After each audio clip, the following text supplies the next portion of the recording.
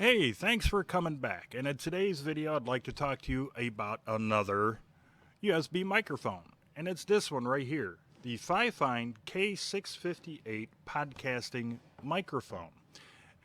And yes, that's currently what I'm talking into right now. So that's going to be what I'm going to be using for audio in this whole video.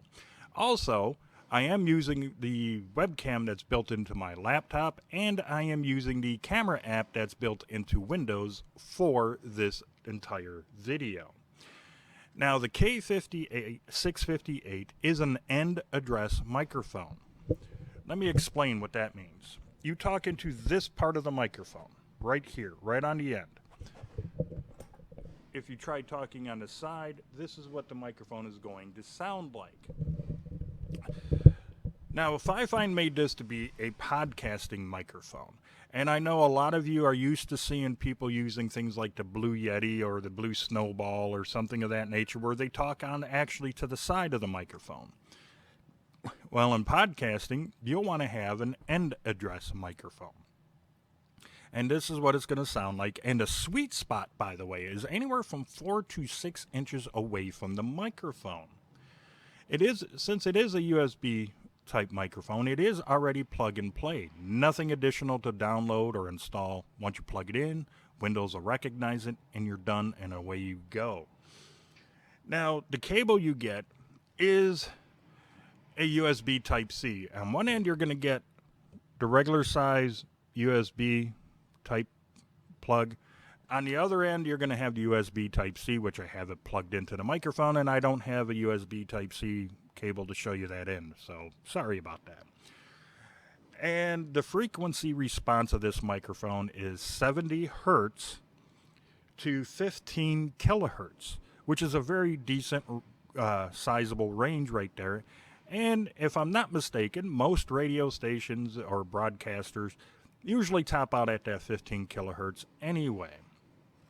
Now let's also, inside the box, by the way, you get a nice little stand and a shock mount. So let me pick this up. First, I'm going to show you the shock mount. That's this right here. And here is the little tripod. Granted, it's not the best little tripod. It's one of those nice little cheapy ones. So if you want to get a microphone stand, go ahead and do it. And the other thing you get inside is this little baggie with this little brass piece in it. Do not throw that away. That is an adapter for a boom arm. This is a boom arm. It's one of those arms that you attach to like your desk, and you can lift it up and down, swivel it back and forth. So instead of you having a table type stand like I'm using here, you can use one of these. Now, if you notice how small that is, okay, now here comes going to be a part of the video you're going to hate. I'm going to make a whole bunch of noise while talking. I'm going to unscrew the shock mount from the stand, and I'm almost there, folks.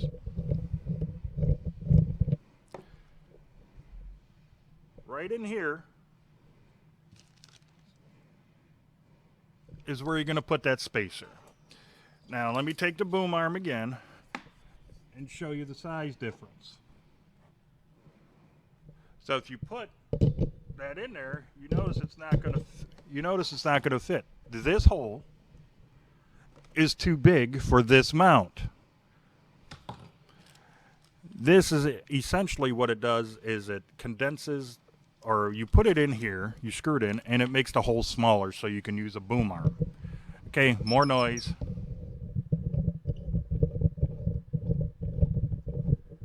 And that's kind of an extreme, by the way, that was kind of an extreme test of the shock mount for this microphone. And let me tilt it back up a little bit more.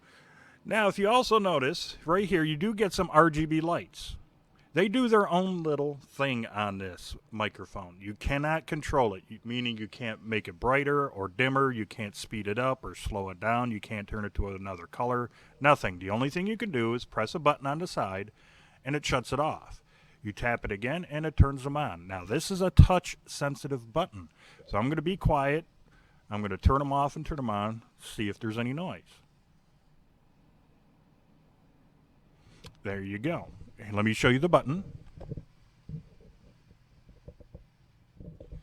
And now on the other side, this is your gain control. That's your gain control knob or your volume knob. Now, if you notice, there's a little green circle. In the center of that circle is the mute button. And once again, it's touch sensitive.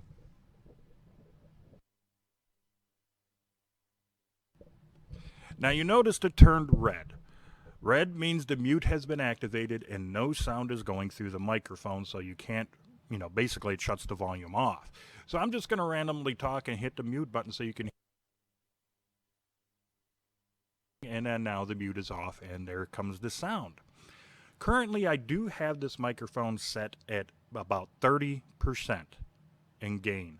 Also, I want to make note that in the Windows software, I got the recording level set at 90. Okay. Now, I'm going to turn the volume up all the way just so you can hear what the microphone sounds like.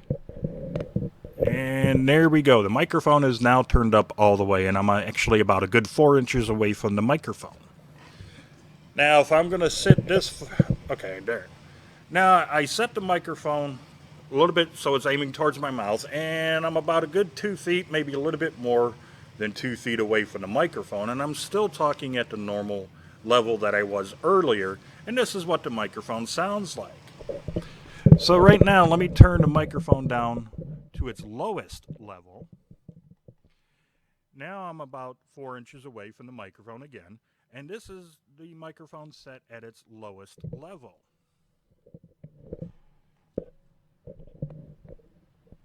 Okay, now I'm back up to about a good 30%. Now, this is a good sounding microphone in my personal opinion. I'm not sure if they got a built-in pop filter, but the way I speak, I definitely need a pop filter. What a pop filter will do, it looks like a little tiny circle or square or something of that nature, and it helps prevent plosives.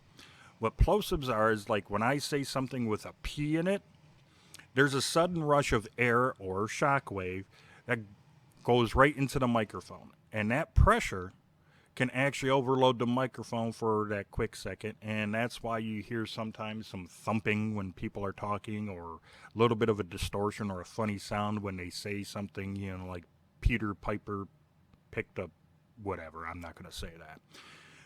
So I definitely need a pop filter for this microphone, just from the way I speak. It would be nice if they added one in there, an external one, so we can have it. If they have one built in, it's not strong enough for the way I speak, so I definitely need a pop filter for this microphone. Now, the reason why I'm using the camera app that's built into Windows is because this is giving you raw audio. What do I mean by that? I cannot add any bass or mid-range or high-end or take any of it out. It's just recording the way it is. Now, in post, meaning after the video is done, yes, I can go in there and adjust the audio all I want to make it sound deeper or brighter or warmer, whatever, but I'm not going to do that. Depending upon the software that you use, you can do that. Like if you use OBS, yes, you can change the audio on how it sounds. You can add more bass, take a little treble out, add some more mid-range. You could do all that stuff. Or if you don't have OBS, you just have a video editing software. Some video editing softwares out there will allow you to adjust the audio, meaning you can add more bass or take it out, or add treble or take it out, or same thing with mid-range in what's called post, meaning after you're done recording the video. But me, I don't like doing that. I did notice that there is a lot of YouTubers out there that will make this microphone sound fantastic. You're watching the video and you're going, my God, this microphone is phenomenal. I'm going to go ahead and buy it.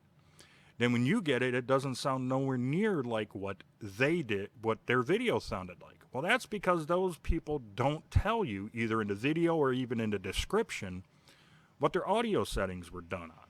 Me, I do everything raw. I do not adjust the audio whatsoever. If I do, I let you know. So I want you to hear what this video sounds like raw.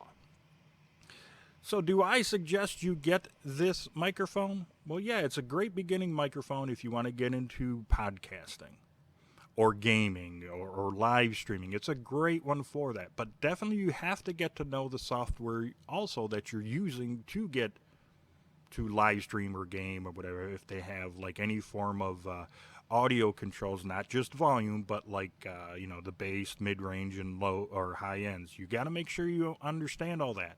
Also, like I said, with any microphone, always do some test videos to make sure you're not too loud or too quiet. You always have to make sure with the levels. Okay? Do some testing, do some videos, record about a minute long talking, doing everything you're going to do. Get a little loud, get a little quiet, do whatever, sit back like this. Do whatever you need to do to make sure you get the volume just right before you live stream or do some gaming or even be a content creator like how I'm doing right now. But also you got to figure, do you want the podcast sound like from this microphone, or do you want something like the Blue Yeti or the Movo USB microphone I reviewed some time ago? You also have to think about that as well, because not all microphones sound the same. So it's up to you to decide how good or how bad this microphone is. Personally, I like it. I think it has a good warm tone to it. It's a little bit more natural to the way I sound, and especially from what I hear from my own ears, it sounds just like that. And by the way, I don't know if I mentioned it at the beginning of the video, but as you can tell, I'm here at work. I got the heat going because it's only like 19 degrees outside, and I also got our video player going in the back, which constantly shows videos of fireworks. What I'm trying to do with that is to see how well or how bad this microphone is picking up all of that ambient noise. So hopefully it comes out really good, okay? All right, that's it for my review of the FiFine K658 podcaster microphone. Yes, like I said, I personally do need to have a pop filter just from the way I speak. You may not need it, but I do. So do I recommend you get this microphone? Yeah, get it on sale. I happen to have got it when it was on sale. It was like around $70 on sale. But when I first seen it, it was like around $120. So that's going to be up to you to decide what price you want to pay for it. Just put it on your list. If you're going to buy it through Amazon, put it on your list and keep going in day out, and maybe they'll have it on sale. Or go to the FiFine website, which I'll leave a link for that down below as well. But if you happen to like this video, please give it that thumbs up. If you haven't done so already, please subscribe to my channel and do not forget about that notification bell. It would really help me out a lot if you were to share this video and maybe some more of my other videos on all of your social media sites. And until the next video, you, your friends, your family, and yes, even all of your pets, you have a great day. I'll see you in the next video.